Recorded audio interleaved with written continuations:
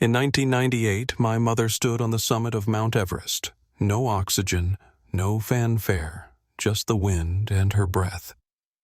She was the first American woman to do it that way. Hours later, she was gone. No body, no answers. For 9 years, climbers passed her final resting place without ever knowing her name. And when they did learn it, most kept walking. But one man came back, and what he brought with him changed everything. Before I go any further, let me know where you're listening from down in the comments and tap that like and subscribe if stories like this ever brushed past your hometown or your own life. Every click helps pull another forgotten name back into the light. My name's Paul DiStefano. I live in Colorado now, not far from where I grew up. I'm in my 30s, but back then, the spring of '98, I was just a 10-year-old kid watching my mom repack her climbing gear for what she called the dream. My dad, Michael, was by her side helping fold and clip and weigh each item like it was a countdown clock ticking towards something sacred. That's how they both talked about Everest, like it wasn't just a mountain, but a promise. Mom was 40 that year, strong as a steel cable and always smiling. But this time the smiles felt quieter. She kept checking a folded map she'd drawn out for me, tracing the red line from base camp to summit, whispering, "You see that curve right there, Paul? That's where it gets hard. But I'll wave from the top." She left that map on my nightstand with a note. "Hi, Paul. We're at base camp. Miss you and love you. Mom." I read it every night for weeks. Dad was a legend in the climbing world. Folks called him the snow leopard, said he could move through snow like it remembered him. He never used oxygen either, said it dulled the mountain. They weren't reckless, just different. They didn't take Sherpas, didn't carry radios. They climbed alone, and that year they were going for it without support. We didn't have FaceTime back then, just letters, postcards. I remember checking the mail with this flutter in my stomach, thinking maybe there'd be another envelope with her handwriting. But all that spring, nothing came. I went to school, did my math homework, rode my bike to soccer practice. At night, my grandma would stay over sometimes just in case Dad called from the satellite phone. He hadn't. Not yet. But we weren't worried. Not really. I didn't know the term death zone back then. I thought it was just another way to say really high up. I didn't know that after 26,000 feet, your body starts to give out no matter how strong you are. I didn't know what frostbite did to your fingers, or that if you stay too long at altitude, even your mind can slip away. But I remember one afternoon, maybe 3 days before the call, when the doorbell rang. I ran to it thinking it might be a delivery from Mom. Instead, it was her climbing partner's sister. She looked pale, tight-lipped. She handed my grandma a sealed envelope. I wasn't allowed to read it. That night, my grandma sat up in the hallway for hours. She didn't say anything, just held the note in her lap and kept glancing at the landline. I asked if Mom had made it to the summit. She nodded, but then looked away. I couldn't explain it then, but something in the house had changed. The air felt heavier. My room didn't feel safe anymore. The next morning, I noticed something strange. The calendar in the kitchen had been flipped back a day. Just one square peeled off and retaped. Grandma had just finished making oatmeal the next morning when the call came through. I remember because I'd already poured too much sugar into mine, and the spoon clinked loudly in the quiet. She picked up the phone with that same calm she always had even in emergencies, but I could see her knuckles go pale as she gripped the counter. She didn't say much, just a few soft "mm-hms" a thank you, and then she wrote something down on the back of an old grocery list. After she hung up, she tucked the note under the phone and told me gently that I should go get dressed, maybe head outside for a bit. But I didn't. I waited until she left the room, then read what she'd written. It just said, summited May 22nd, last seen descending. Michael returned alone. I didn't know what that meant, not all of it, but I knew Mom hadn't made it back. Grandma didn't explain much over the next few days. She made a lot of phone calls, mostly in hushed tones, sometimes stepping outside to talk. At night, she left the hallway light on. I think she was hoping for a second call, one that would change everything. It didn't come. A few days later, a woman from Dad's climbing association stopped by with a box of gear and a worn manila envelope. She said she didn't have many answers, just that the weather had turned and no one could reach base camp now. She offered to stay for tea, but Grandma shook her head and thanked her politely. After she left, we sat at the kitchen table in silence, just listening to the refrigerator hum. Inside the envelope was a second letter from Mom written before the climb, sealed, addressed to me. I wasn't allowed to read it yet. Grandma said I should wait. I asked her when. She just pressed her lips together and rubbed the corners of the envelope with her thumb, like it might vanish if she stopped. Later that evening, I overheard her speaking with someone on the phone, something about coordinates a ridgeline, the last confirmed sighting. She kept repeating the word summit like it was a place someone could wait. After she hung up, she stood in the doorway to my room and asked if I wanted to see a picture. I said yes, even though I wasn't sure. She pulled out a faded color print from the climbing box, a photograph taken at base camp 2 weeks before the final ascent. Mom stood next to Dad, both of them smiling, wrapped in layers of fleece and windproof jackets. Behind them, Everest rose like a wall, snow-scoured and silent. There was a date in the corner, May 10th, 1998.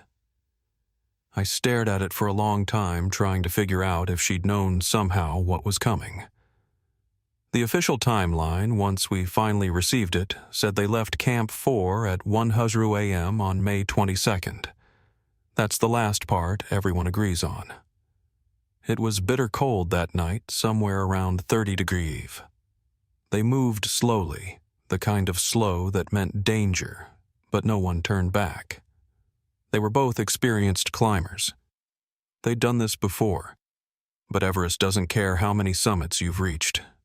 By midday, they should have been descending, but witnesses from other expeditions reported seeing 2 figures still climbing near the upper ridges in the late afternoon. That was their first mistake. Climbing too late, staying too long. By the next morning, only one tent flap stirred at high camp. Dad had returned. Mom hadn't. He didn't rest. He grabbed a spare oxygen tank and a small medical kit and started climbing again alone. No one could follow. The weather was already shifting. Winds were picking up, visibility dropping. What happened next would stay unknown for nearly a year. In the weeks that followed, word filtered down through other teams. Some climbers from a nearby route had passed her on the descent. She was alive, barely frostbitten, confused, clipped to a fixed line. They'd tried to help. Gave her oxygen, held her upright, tried to move her. But they couldn't carry her. They had no Sherpas, no extra tanks. One of them left an empty bottle beside her. They clipped her harness tight to the rope to keep her from sliding. Then they descended. That news came from someone's trip report months later, tucked in a blog post shared among climbers. Not even an official statement. Just a detail passed around like it was logistics, not someone's life. And still nothing about Dad. No radio call. No confirmed descent. He had vanished into what they call the death zone above 26,000 feet, where your body starts shutting down and your thoughts lose their grip. Climbers don't survive long up there without support. Most can't even think straight after a few hours. I remember sitting in church with Grandma one Sunday in June. The pastor talked about faith and waiting for signs. I kept looking at the tall stained glass window, wondering if anyone had ever climbed a mountain like that. One that didn't end in snow, but in answers.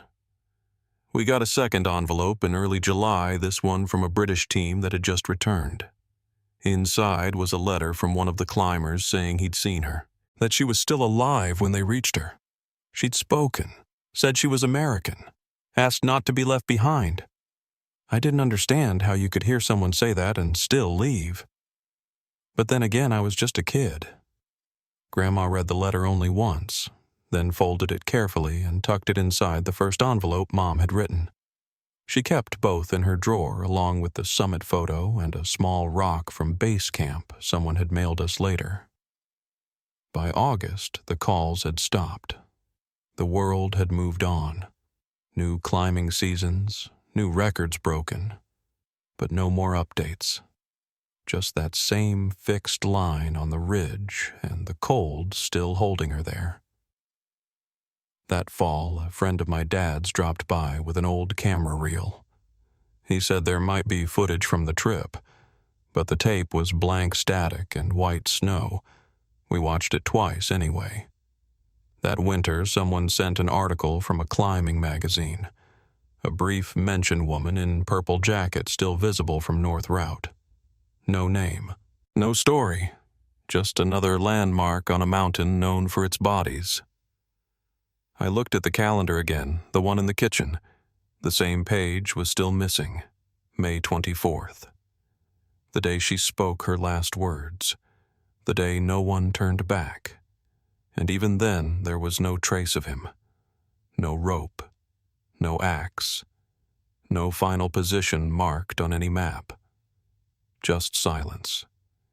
And a photograph of them smiling in front of a sky that took them both. It was the second week of school when the first article showed up in a national paper. Grandma clipped it out and tucked it behind the phone bill on the kitchen counter like I wouldn't notice. But I did. I always did. There wasn't much, just a few lines buried under an ad for ski jackets. American woman collapses on Everest. Climbers forced to leave her. No body recovered. I didn't know what it meant to be left behind. Not really. But I knew she'd spoken. That was the part that stayed with me. One sentence near the end, Frances Di Stefano was still conscious when climbers last saw her, though severely frostbitten and unable to move. They didn't name the climbers, just said they tried, that they left her oxygen, that conditions were deteriorating. It wasn't until years later that I found the full reports pieced together from interviews and expedition logs. Some of them had even written blogs about it. Not under their real names, just trail nicknames and initials. But their words were there, and once you knew how to read them, they painted a picture no one had wanted to explain to a 10-year-old. One team from Uzbekistan had passed her near the first step. That's what they called it. A jagged rise just below the summit, where the wind cuts sideways and the air thins to almost nothing. They said she was still clipped in half-sitting, half-folded at the waist. Her jacket was open. Her gloves had come off. Signs of paradoxical undressing, the kind that happens when the brain starts misfiring from hypoxia. They gave her what little oxygen they had left, tried to move her, but she couldn't stand. One of them later wrote that she whispered something about her son, that she said she was cold, then quiet. They couldn't carry her. They had no Sherpas, no support team, and no spare tanks. They told themselves she wouldn't last another hour, and they had their own lives to save. So they clipped her back in, wedged her into the rock, and moved on. I didn't know any of that at the time. What I had was silence. Silence from climbing organizations. Silence from embassy contacts. Grandma kept calling, but no one had answers. Not the Nepalese authorities, not the international rescue teams. No one declared her dead, but no one said she was alive either. It was like she'd been suspended in air. Her name sat between paragraphs in expedition logs, never at the top. And my father's? He wasn't even listed in most of them. Just her partner or another climber. like he'd vanished before anyone could take note. Years passed. I started saving articles in a manila folder of my own. I filled it with interviews, climber memoirs, even grainy photos from online forums. That's how I found the British team. A pair from London had attempted the summit just 2 days after she was last seen. One of them, a woman named Catherine, had written a first-person account of seeing a climber in a purple jacket at the first step. She said the woman looked like she was sleeping upright, that she had dark hair plastered to her face with frost. Catherine had leaned in close and realized the woman was alive. She said the words were faint but clear enough. "Don't leave me here." That same sentence, word for word. When Catherine tried to help her up, her legs crumpled. The woman couldn't speak after that, just looked through her. They waited nearly an hour before making the decision. The temperature had dropped. Their fingers had gone numb. One of their team members was already developing frostbite. They left her there, still breathing, still looking like she could wake up at any moment. Catherine never summited. Said later that she couldn't. That after seeing my mother standing on the peak meant nothing. I found that out from a podcast years later. She spoke about it once and never again, said it changed the way she saw the mountain, that it stopped being something to conquer. But none of that was part of the official story. On paper, my mother disappeared. My father, too. Their names got mentioned occasionally in forums, mostly by people debating summit ethics or rescue protocols. And then someone gave her a name, not her real name, not Frances. They started calling her the Sleeping Beauty. I don't know who said it first.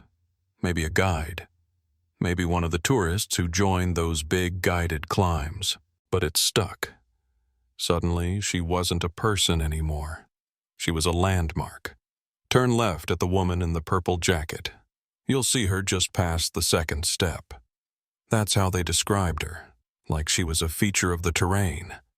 The woman who had smiled in base camp photos, who drew me a map and tucked it beside my pillow, had become a point on someone's GPS. I stopped reading the comments after that. Too many people talking like they knew her. Like they knew what decisions should have been made. Too many people asking why she'd gone up without oxygen, why they hadn't turned around, why no one came for her.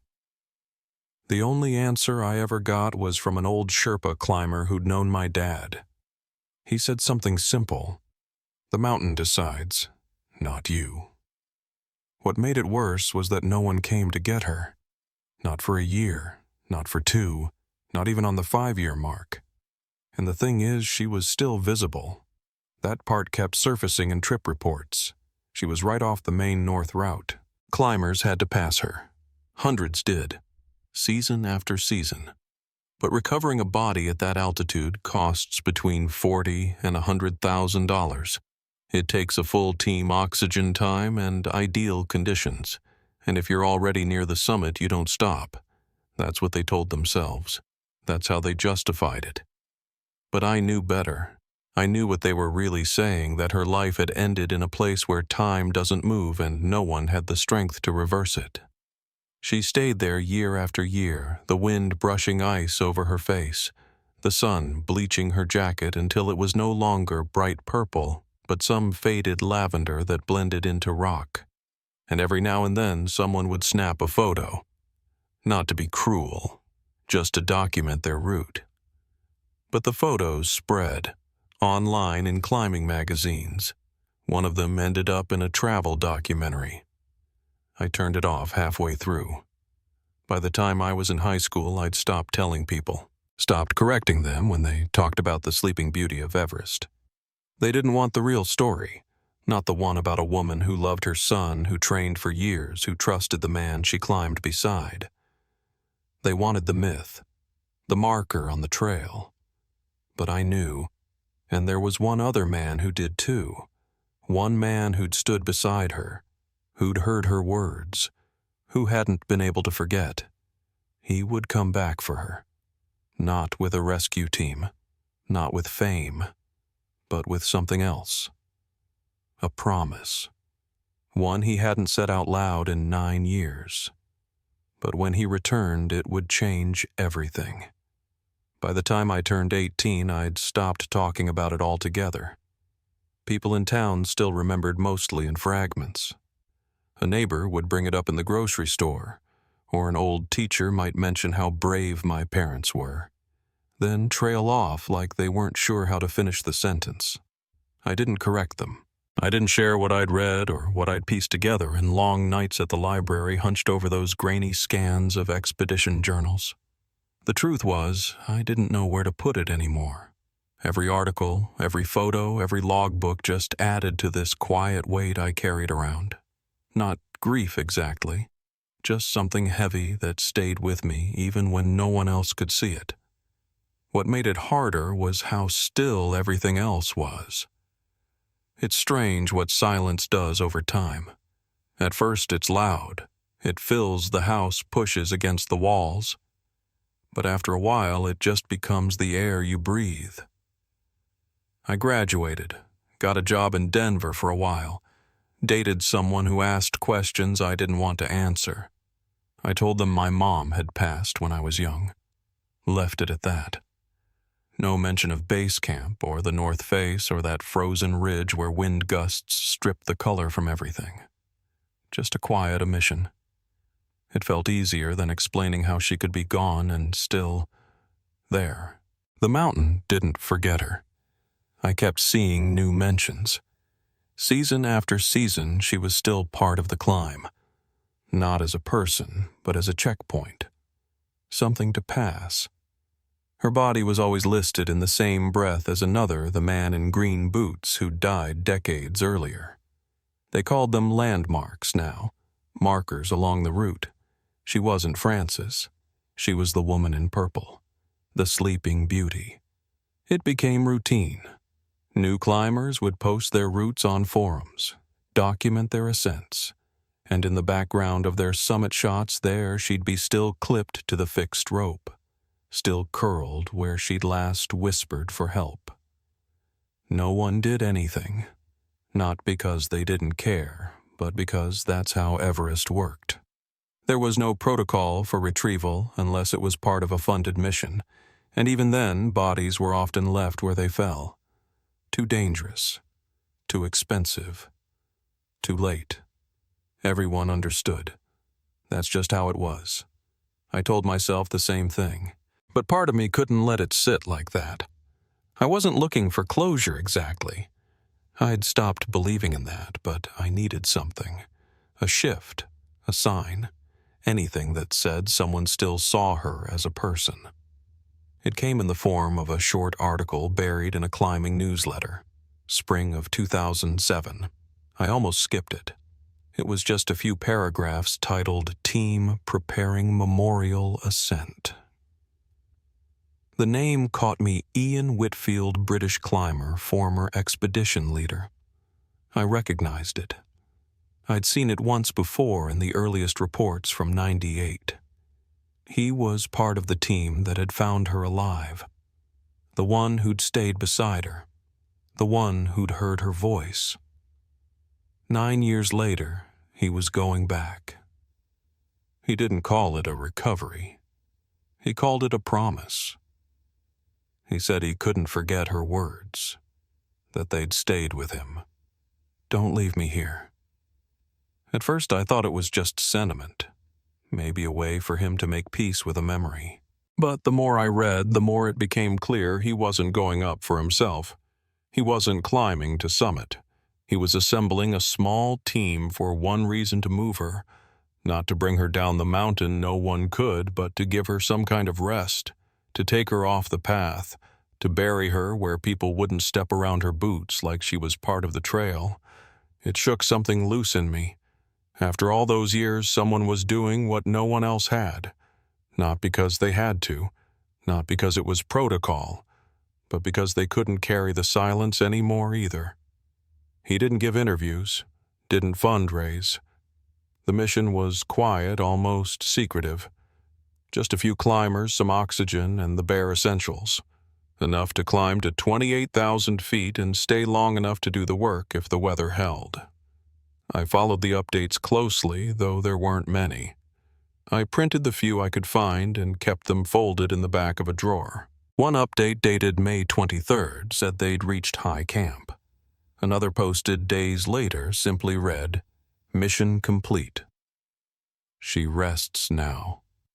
That was all it said. But I knew what it meant. She wasn't on the path anymore. She wasn't something climbers passed without looking. She had been seen and touched and honored, not as a landmark, as a woman. I didn't cry. That's not how it worked. Instead, I pulled out the map she'd drawn for me, the one with the red line from base camp to the summit. It was worn soft along the creases, the ink faded where my fingers had traced it too many times. But it was still there. That curved edge just before the summit where she'd said it would get hard. I looked at it like I had as a kid, but this time I imagined the trail not ending there, not frozen in failure, but continuing, down, around, away from the fixed rope, towards something quieter. Later that week, someone sent me a photo. Just one. No climbers in it, no captions. Just a simple pile of stones set against gray rock with a small American flag folded beside it. I didn't ask who took it. I didn't need to. I knew it was real. But even as that chapter began to close, a new one was starting to open. Because something else had surfaced, something no one had noticed before. And it had nothing to do with her. It had to do with my father, and the trail he left behind. The detail was small, easy to miss, but once I saw it, I couldn't stop thinking about it. It was a still frame from a summit video taken in 1999 by a Spanish climber who'd passed the first step in near whiteout conditions. The footage was shaky, just a few seconds panning across fixed ropes and jagged rock. But in one frame, barely visible behind a ridge of wind-packed snow, was something that didn't belong there. An ice axe, not buried. Just resting against the slope, its shaft blackened with wear. A tag was looped through the handle, faded but legible enough, M. Di Stefano. My father's. That axe wasn't supposed to be there. The official story, what little existed, had always said he disappeared above Camp 4. No one had seen him after May 23rd. There were theories, of course. That he'd succumbed to altitude before reaching her. That he'd turned back after climbing alone into worsening weather. But none of those reports had ever mentioned his gear. No one had confirmed seeing it, let alone finding it. And yet, here it was captured by accident on a tourist's film reel just a few feet from where my mother had been found. I reached out to the climber who'd posted the video. His name was Ramon, and he responded quickly, though his English was clipped. He said he didn't remember the axe, not specifically, but agreed to send me the original files. I watched the full reel twice. Most of it was routine snow wind, muffled voices.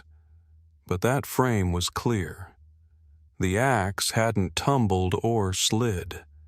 It had been placed upright, its head leaning against a rock outcrop.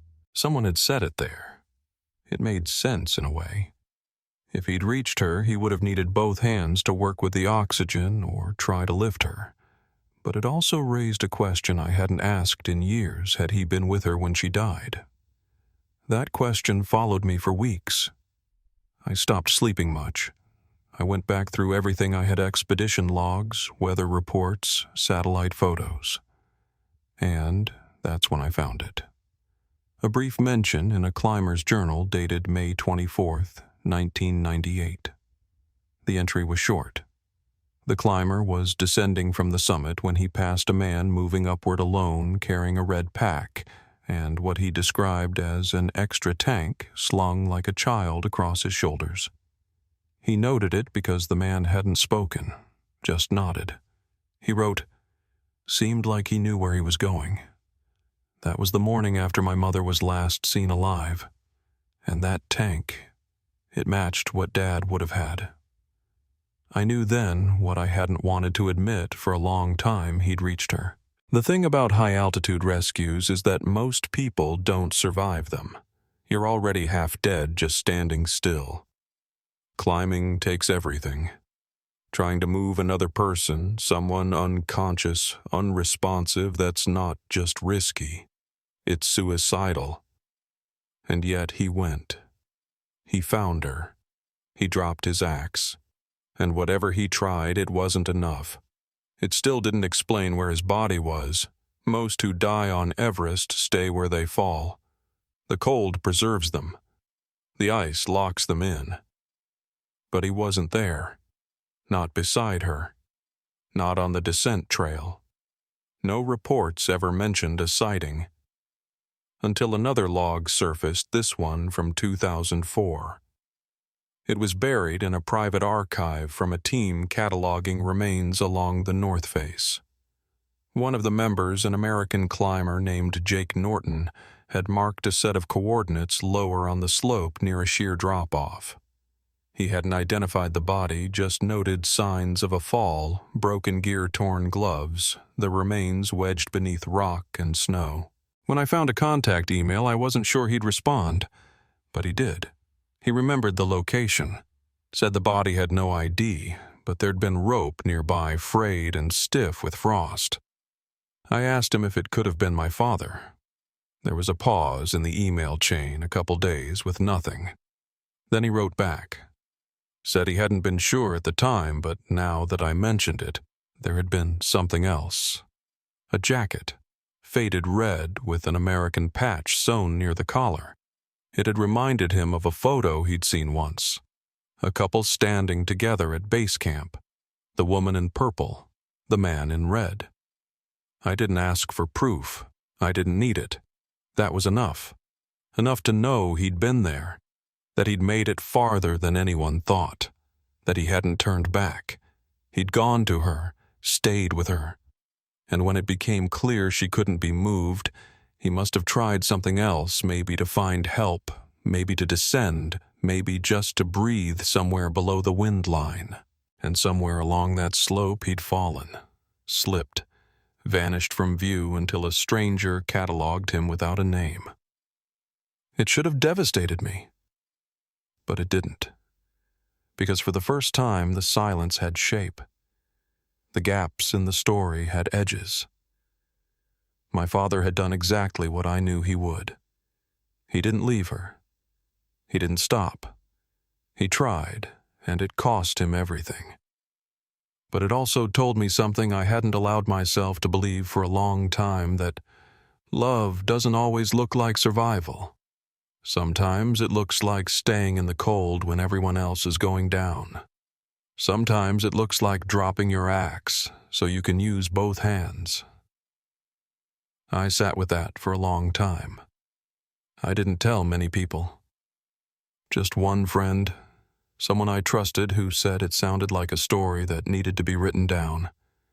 But I wasn't ready yet. Not then. A month later, I got a package. No return address. Inside was a worn climbing journal. Weather-stained corners bent. The initials on the front were faint but still legible MD. It had been recovered. Someone wrote with gear found near the base of the ridge. No details. Just that it had been passed along. There were only a few entries inside. Most were route notes, altitude markings, pressure readings. But on the final page, scrawled in a rushed, shaky hand, was a single line: "Found her. She's not alone." That was all. But it was enough to carry me into what came next. Because even as their story was finally settling into place, the mountain wasn't done speaking. There was still something waiting, something no one had thought to question. And once it surfaced, the story we thought we knew would shift again. quietly and completely. In early March of 2008, almost a year after I received my father's journal, I flew out to a climbing archive in Vermont. It wasn't a formal museum, just a converted farmhouse filled with expedition logs, weather charts, and gear catalogs donated by climbers over the years. The curator, a retired guide named Bill Langley, had agreed to let me look through a private collection he'd recently acquired. I wasn't expecting much. He'd warned me over the phone that it was mostly low-altitude stuff: Everest base camp photos, packing lists, amateur notes. But there was something about his voice when he'd said, "One of the binders has your dad's name scribbled on a margin."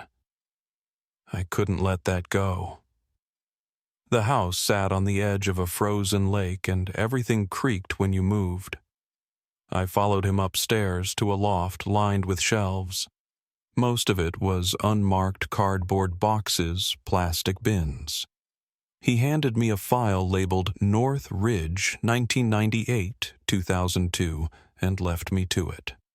For hours, I sat at an old folding table flipping through photos, maps, dispatch logs. Most were familiar weather updates, handwritten coordinates, a few notes from early summit teams. Then I found it half a page torn from a spiral notebook, the kind used by guides for daily briefings. There was no name, no date. Just this red parka seen between second step and ridge saddle. Lying still. Moved once. Not there next morning. The handwriting didn't match my dad's. I wasn't even sure it was describing him. But it lined up. The spot, the timeline, the clothing. It suggested something no one had ever told me outright, that after he left her he might have still been alive. That he'd rested, maybe tried to wait out the storm. That someone saw him and moved on. I didn't know what to do with that. It wasn't proof. But it made me question the order of things again. What if he hadn't died trying to carry her? What if he'd made it farther than we ever guessed and then disappeared because someone chose to look away? Back home, I started digging into something I'd always avoided: the commercial expedition rosters from that year. In '98, Everest had seen record summit attempts. The North Route especially had drawn international teams, some well-documented, some quieter. I pulled logs, cross-checked names, and found one that stopped me cold. A climber named Julian Mercer. British. Freelance photographer. Part of a self-funded climb that had gone up just after my parents. I remembered the name because I'd seen it years ago in a byline on a mountaineering article. He'd written a piece titled "Faces of the Ice," filled with portraits of high-altitude gear hands frostbite. I went back and found that issue. One of the photos, a blurry, underexposed shot, showed a figure in red lying along a slope, half buried in snow. I stared at it for a long time. The face was turned away. The edges of the frame were blown out from sun glare. But the position, the clothing, even the shape of the gloves, they matched. I called the magazine. They didn't have contact info, but they gave me a name. Ava Mercer. His daughter. A documentary filmmaker living in Seattle. I found her email. She wrote back the next day. Said she was surprised anyone still cared about that piece. Her father had died of cancer in 2005, but she had all his negatives. I asked if I could see them. She said yes. A week later, a padded envelope arrived with a flash drive and a short note. These are everything from the '98 climb. If something matters, I hope it gives you peace. The folder was organized by date. The summit attempt had been short-lived. Bad weather forced them to turn back after passing the second step. Most of the images were standard snowfields, tents, sunrise over the ridge. But in the middle of the sequence labeled May 24th, there was a string of 5 photos taken in quick succession. The third one made me stop breathing. It showed a man in a red parka crouched beside another body. I couldn't see the second person clearly, just a flash of purple cloth and a boot turned outward. But it was her, and he was with her. His posture, the angle of his shoulders, the way he was leaning, he wasn't passing by. He was staying. I zoomed in. The snow was wind-blown.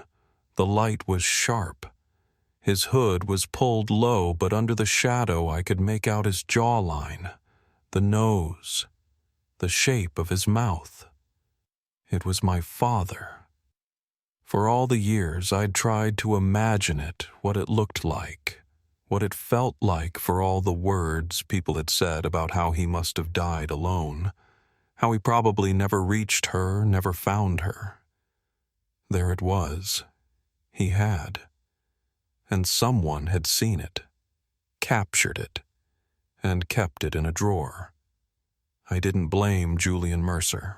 In the mountaineering world, that kind of photo was evidence not personal. He hadn't known who they were. But still, he'd seen them, and he hadn't reported it. I called Ava again. She sounded tired, said she hadn't known what any of the images meant, that her dad never mentioned them beyond what he published. But toward the end of the call, she said something else. Something small but important. There was one role he never labeled, she said. I thought it was overexposed. But I'll send it. It came in another envelope. Less than 20 shots. The first few were over bright sunlight catching the lens snow like white glass. But one of them, mid-frame steady, showed a coil of rope tucked near a rock face. A pair of gloves, red and black. And beside them a single note clipped to a weathered pack. The ink had bled, but the writing was still legible. Just 3 words, I found her. I sat with that for a long time. Didn't print it. Didn't share it. Just let the silence fill the space it left behind. It was enough to know someone had been there, that he'd marked the moment, that even on a mountain where no one was expected to come back, he left something behind. Not for headlines, not for proof, but because he needed someone someday to know. And now I did. But the mountain wasn't finished. Not yet. There was one last layer still buried beneath the ice, a detail no one had looked close enough to see, until the weather warmed, and something moved. The melt came earlier than usual that year. In late May, a heat wave swept across the Himalayas, thinning the ice along the upper routes faster than most climbers had expected. I didn't think anything of it at first, just another weather report tucked between articles on new expeditions and gear reviews. But then a French team posted a short dispatch on a climbing forum. It wasn't about a summit. It wasn't about records. It was about a discovery. They'd found a bundle tucked beneath a shallow ice shelf near the ridge saddle fabric rope, and something metallic buried under hard-packed snow. At first, they thought it was discarded gear, but once they cleared the frost, they realized it was a cache. Purposeful. Someone had placed it there.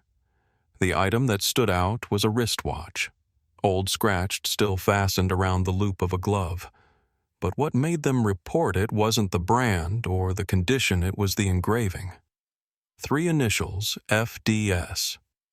My mother's full name was Frances DeStefano.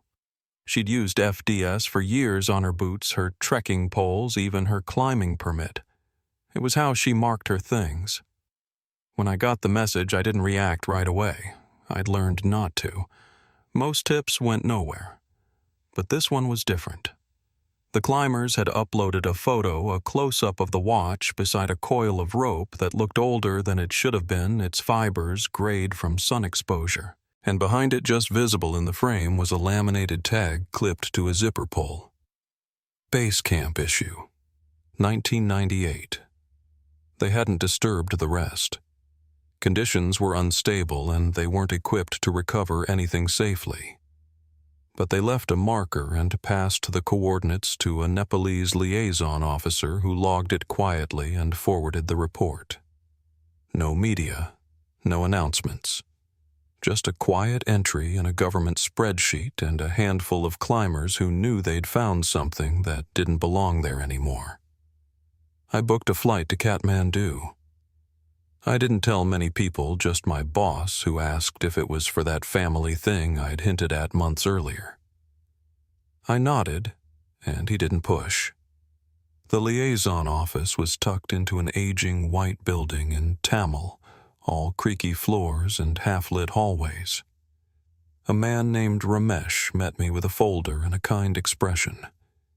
He walked me through the details carefully, who'd found what when it was logged, what steps had been taken. The cache hadn't been registered under any official expedition. There was no record of it being placed there, but the coordinates matched the route my father would have taken after leaving her. It sat just below the ridge where he was last suspected to have fallen. The assumption, Ramesh said gently, was that he had tried to move her gear, maybe to preserve it, maybe to mark the location. But the rope was coiled too carefully for a man collapsing. The items were stacked, clean. Someone had made a decision. I asked if there was anything else. He hesitated, then pulled a small envelope from the bottom of the folder. Inside was a photo printed on thermal paper already beginning to fade. It showed the cache just before it was reburied, before the melt exposed it. There was something else in the frame I hadn't noticed in the earlier photo, a hand-drawn sketch folded into a plastic sleeve and wedged under the watch strap. It was a map. Crude. Just a slope line and a few altitude marks. But the red pen had circled a spot farther west, away from the main descent trail.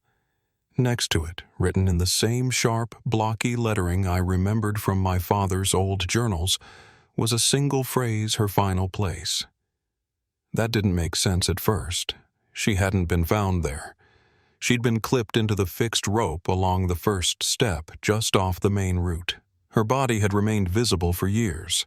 But this note, this map pointed somewhere else. I stared at it for a long time. Ramesh said nothing, just waited. Eventually, I asked if anyone had checked the location. He said no. It was unstable terrain rarely traveled outside the typical rescue corridor. But the coordinates were clear. The circle wasn't an accident. Back at the hotel, I laid the map beside a topographic printout of the north face. The circled point landed near a steep ravine carved by snow runoff, shallow in summer, deadly in winter. I cross-referenced it with summit logs.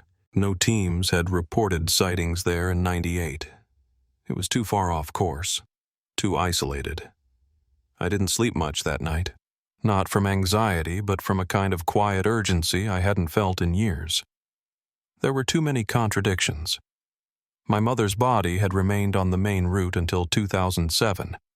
But this cache, this map suggested something different. A second location. A shift. The next day, I met with a Sherpa guide named Tenzing who'd worked the north side for over 20 years. I showed him the photos, the notes, the coordinates. He looked at them without expression, then tapped the circled spot. Storm channel, he said. Catches debris. Sometimes hides things for a long time, until the ice pulls back. I asked him what he thought the map meant. He shrugged. Maybe he moved her. Maybe not far, maybe just enough. That idea hadn't occurred to me, that in those final hours my father might have tried one last thing, not to carry her down, but to shift her body to a place out of view, out of the climbing line, somewhere the wind would hold her instead of strangers. It changed the timeline. If he'd done that, if he'd moved her after the Uzbek climbers passed, after the British team found her, then something else had happened between the last confirmed sighting and the time she disappeared from the trail. Someone had to have unclipped her. Someone had to have dragged her those last few feet toward the channel. It had to be him. And if he'd done that, it meant he'd still been alive long enough to make a decision no one had ever accounted for. not just to try and save her, but to give her a final place of rest. No one knew. For 9 years, she stayed where she was. But maybe that wasn't where she was meant to be. Maybe that wasn't where he left her. And if that was true, then the question we'd all been asking had been shaped wrong from the beginning. She hadn't been abandoned. She'd been carried.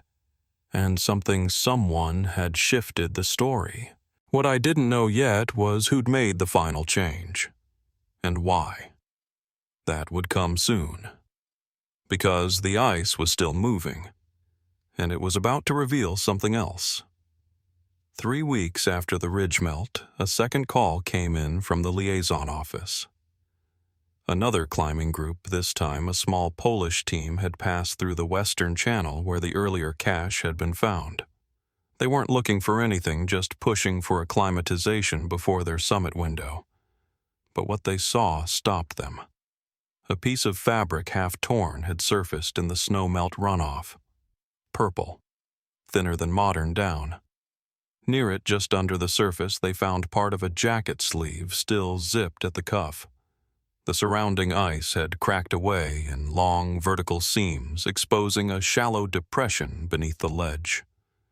What they'd uncovered wasn't a body. Not completely. But it was enough. It was her. They marked the location and descended. No press, no photos. Just another quiet note passed through officials. Another line added to the record that had been silent for too long. The next day I met with Tenzing again. I asked him plainly if there was any doubt left. He didn't hesitate. He moved her, he said, after they left. He took her here. Then he tapped the new coordinates. Same slope, same rough elevation, but off-route secluded. He folded the map and added more softly. He did what no one else could. The Polish team hadn't disturbed anything else. The conditions were fragile, the snow unpredictable, but they'd documented everything with care. They shared what they could: measurements, images, location data. One photo showed the ground beneath the ice fractured into jagged, uneven ribs of snow. A corner of what looked like a sleeping pad faded to gray poked out beneath the ledge. It matched what Mom had packed. I'd seen it in photos from base camp, the bright blue rectangle she always rolled tight with a red strap. It became clear slowly how everything had unfolded. After the British team left her in place, still clipped to the fixed line, still breathing, my father had arrived. He'd found her. Tried to revive her, realized she couldn't move. And when the weather closed in, he'd made a choice. He'd unclipped her. He'd carried her off the line. Not far, but far enough to take her out of sight. The new location was roughly 60 meters downslope from the first step, buried just past a weather-worn outcropping. It wasn't where climbers would pass. It wasn't anywhere near a summit trail. It was quiet. That's why she'd gone unseen for so long. All those years, the Sleeping Beauty, the stories passed around camps, the photos posted online, none of them were her. It had been someone else, another woman who'd died near the route. No one had ever stopped to verify. They'd assumed, passed along the legend. But they'd been wrong. The woman in the purple jacket wasn't Frances DiStefano. My mother had been moved before the season ended, and no one had noticed. I asked Ramesh why the bodies hadn't been formally identified sooner. He explained patiently that at that altitude recovery is rare. Most sightings are visual. If a body matches known details, clothing gear position, it gets marked, not confirmed, just accepted. Once the story took hold, no one questioned it. And if the climbers who saw her in those final hours, the ones who tried to help, had thought she died there, they had no reason to believe otherwise. But now we knew, not just where she ended up, but how. She hadn't slipped. She hadn't wandered. She'd been carried. by the man everyone assumed had vanished into thin air. But my father hadn't vanished. He'd stayed long enough to give her a final resting place, to lay her in the snow out of sight away from the rope line. That explained the cache, the gear buried nearby, the note, the watch. He hadn't just found her. He'd stayed, prepared her body, made sure she wouldn't slide, and then he tried to descend. That part hadn't changed. He'd left the marker, then taken the ridge trail alone. He didn't make it. But the record was no longer incomplete. The story, for the first time in almost a decade, had a shape. I asked Tenzing what would happen next, if a recovery mission would be attempted. He shook his head gently. "Too risky," he said. "She's safe there. Let her stay." I nodded, because I knew he was right. She was out of view now. Not a trail marker, not a waypoint. Just a woman laid to rest by the person who knew her best. Her name wouldn't be whispered anymore by people who didn't know it. She wouldn't be photographed or mistaken or posted online. She'd be a daughter, a climber, a mother. And now, finally, she'd be left alone. What happened after that was quieter. I flew home, boxed up the notes, tucked the map away. But I kept one image on my desk, the photograph of the ledge, the corner of blue fabric, the ice pulling back just enough to show the truth. And then 2 months later, I got one last call. Not from Nepal, from a man in Oregon. A hiker. He'd bought used climbing gear from a second-hand store outside Portland. Said something had been tucked inside the pack. A sealed envelope. And on the back, written in faded ink, 3 words, "If found, return." Then a name I hadn't heard in years. Michael DiStefano. And an address. Mine. The envelope was pale brown, creased at the corners like it had been folded and unfolded more than once. Inside was a single page, no date, no salutation. Just handwriting I hadn't seen since I was 10. My father's. The ink had faded slightly, but the lines were still strong. It wasn't a goodbye letter or a confession or anything grand. Just a record. A few plain sentences. He wrote that he'd found her, that she was slipping fast, that he'd stayed until her breath faded and even after, that he moved her because she deserved dignity. He ended with one line that didn't sound like him, but maybe in that moment it was all he had. She made it farther than anyone knew. I sat with it for a long time, not crying, just breathing, reading it again slowly. I kept thinking about the pack it was found in, how it had survived frost storms years, passed through hands that didn't know what was inside, how some stranger had opened it, seen that note, and instead of tossing it aside, had sent it to the address written on the back. Mine. It wasn't closure, not in the way people talk about it, but it was something still, something real. All these years, I'd carried a story shaped by assumptions, that she was left behind, that he was lost to the mountain. But that wasn't true. Not any of it. They found each other again in the death zone when most people are just trying to stay conscious. He carried her off the route, made her a place, marked it. And then, when he couldn't go any farther, he left a message. For me. Their story isn't about Everest, not really. It's about what someone chooses to do when no one is watching, when no cameras are rolling, when the odds are long gone. My father didn't die trying to save a record.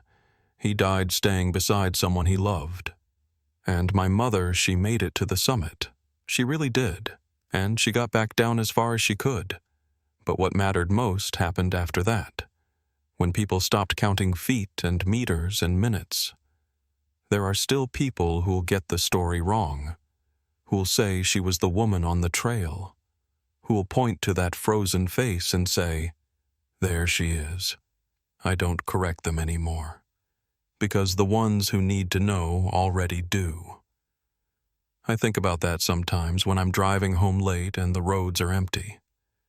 How we think truth has to come loud in headlines or speeches.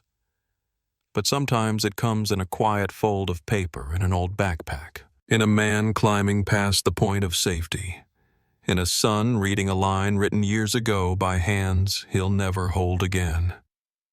I keep that letter in a drawer now, not hidden, just placed, and every so often when the air feels still enough, I take it out, read it again, fold it carefully, and say their names out loud. Not for them, but so I never forget.